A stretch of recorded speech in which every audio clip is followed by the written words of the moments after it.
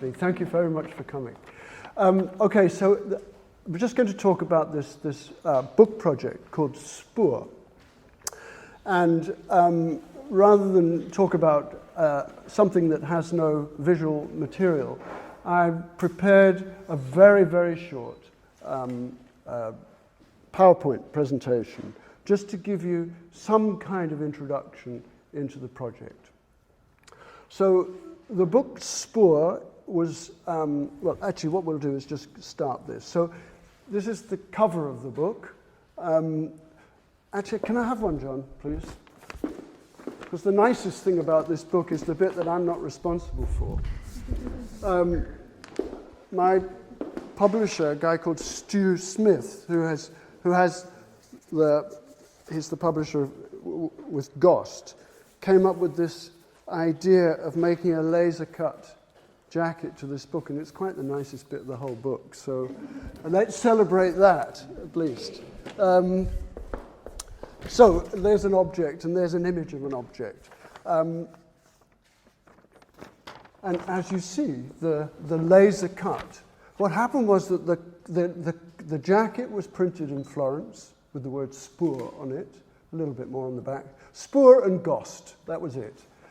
And then it was sent to London to be laser cut, and then sent back to Florence to be wrapped around the book. So just as well it was a good idea on the part of my publisher. And I'll touch on the reason for these spots, these holes, in a little while. There's very little text in this book.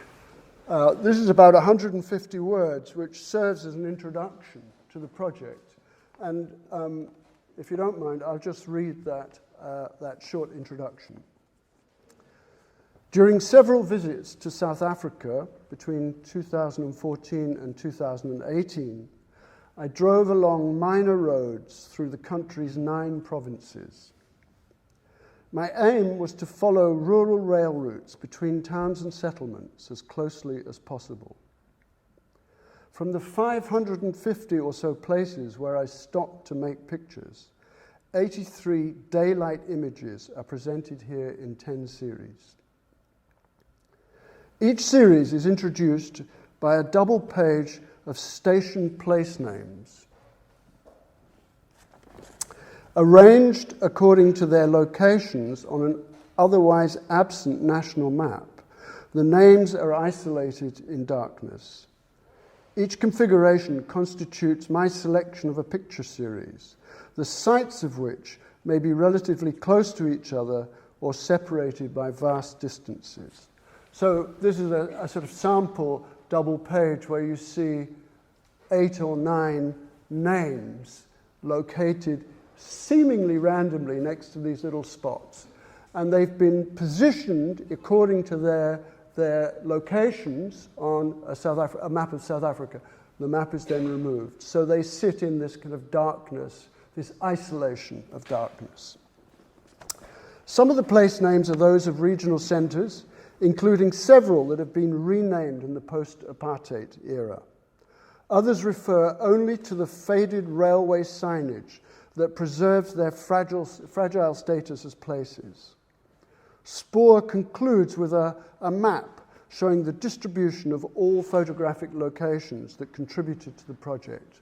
And that map is echoed in this laser cut jacket of the book, but we'll come to it in a minute. So this relationship between 550 places where I tried and for the most part failed to make pictures that satisfied me, and the 83 that find their way into the book was quite important for me to include some sense of how editing happens. You don't simply turn up somewhere, make a picture, think, great, got that, off we go somewhere else.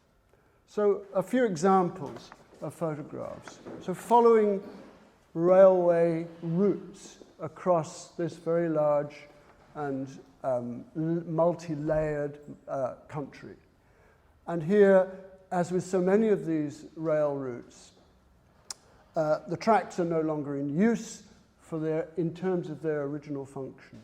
So in this situation, we see a road crossing a track, a dirt road crossing a once functional and now dysfunctional railway with the little bit of dust that signals some kind of movement from one side to another. That was in an area of the country called the Northern Cape. This is in KwaZulu-Natal.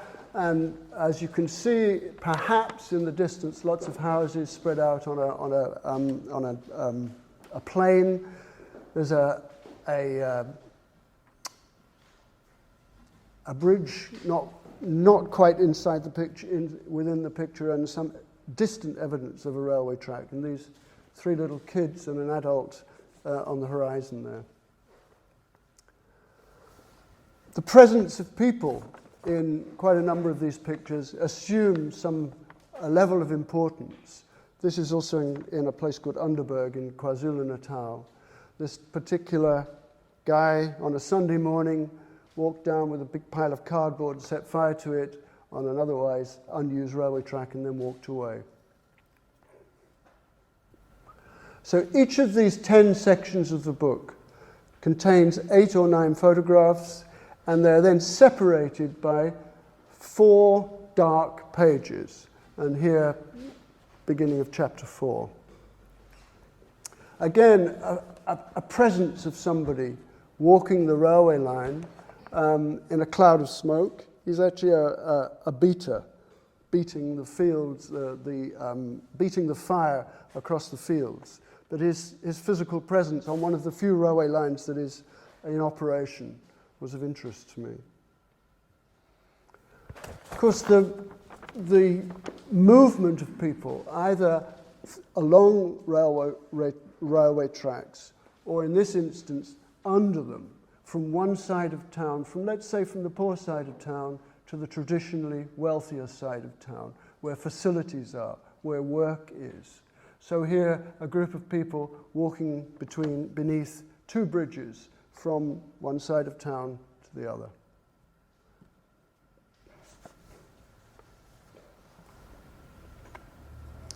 There's a section of the book that moves a little bit away from the simple presence of the railway tracks, but to find something that excites me from time to time in the various projects I make, the presence of imagery in other media that then takes its place within a photographic representation.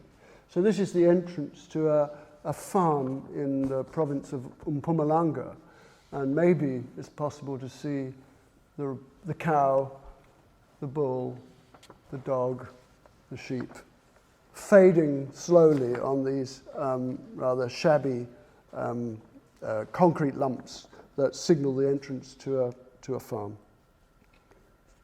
Again, figures walking across the railway tracks. These 2 kids had just been to a little shop and were walking across to see their pals on the other side of the track in a very high, misty place. Another of these positionings of place names. So each of the 10 positions of place names assume different relationships to each other, as I say, according to their locations on a map that we don't see. Road, crossing, railway track, truck, carrying logs, dust follows the truck. As I said, some of the place names are of regional centres, others refer only to the faded railway signage that preserves their fragile status as places. Confidence, or the lack of. A place called Micah. And here, I think this is the last of the images. This is this particular layering where a figure, in this instance a woman with a shopping bag, walks a path. The path is the route that she would take, again, from the shops, from a place of work to a domestic place, let's say from the town to the township. And that path overlays the rather more insistent line of the railway track, so that the footpath supersedes the train track. And in some instances, the train track itself becomes the footpath. The trains no longer run, but it assumes a new role as a rather slower, more sedate way of getting from A to B.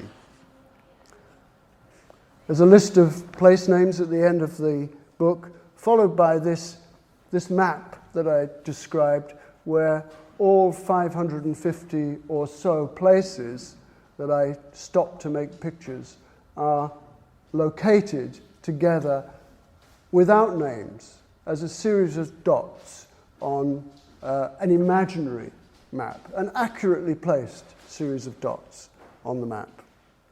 So that at least is some kind of introduction to the project. Thank you.